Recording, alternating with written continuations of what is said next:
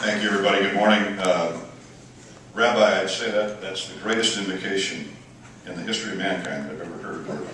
But I see Father Ed sitting out there in the stands this morning, so being a good Irish Catholic boy from Dubuque, you and Father Ed are on equal plane with me.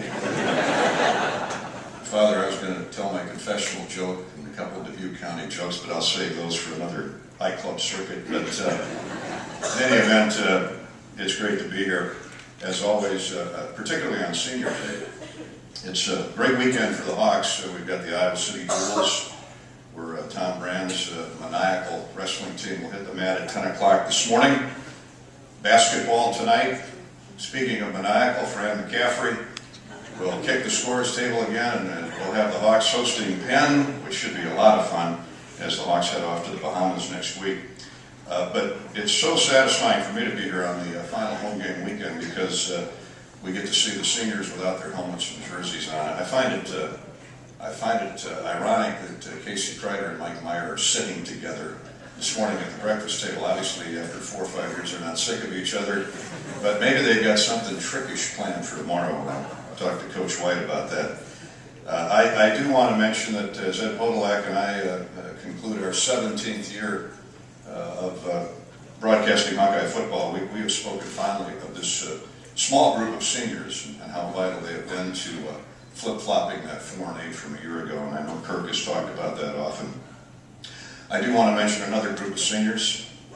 1963, exactly 50 years ago, this very day, the devastating event that took place in Dallas, Texas, with the assassination of President Kennedy. Let's pause and remember, despite that tragedy and that devastation of that Friday afternoon, November 22nd, that the greatest democracy known to mankind lives on. But I do want to applaud the university.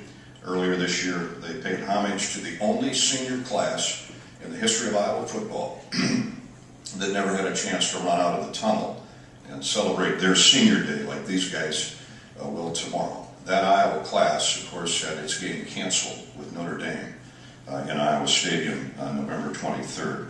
When you look at the names on that team, Wally Hilgenberg, Mike Riley, Paul Krause, Gary Snook, Carl Noonan, Gary Fletcher, Dr. Fred Riddle, and on and on and on.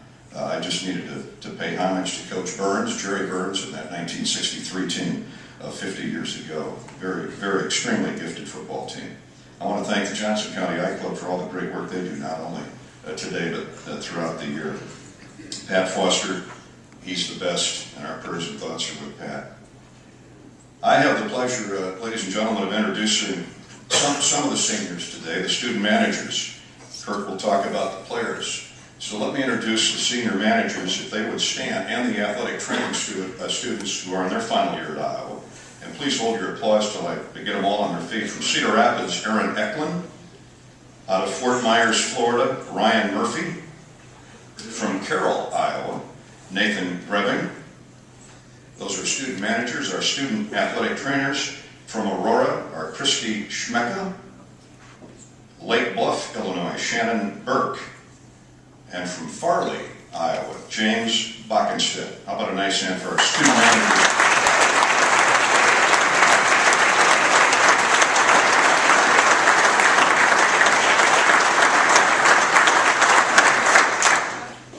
It'll be a great day tomorrow. I found my long underwear last night before I came down here, and looking forward to the Hawks putting a whooping on the Wolverines tomorrow.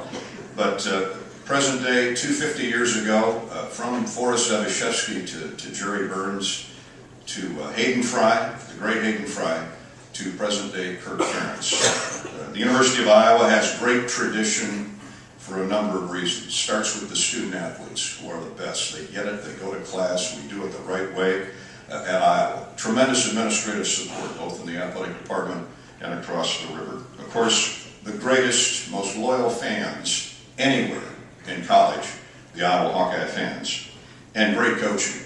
Do you know that in the history of Big Ten football, which is 110 years, there have been 4 coaches who have been named Coach of the Year 3 separate times.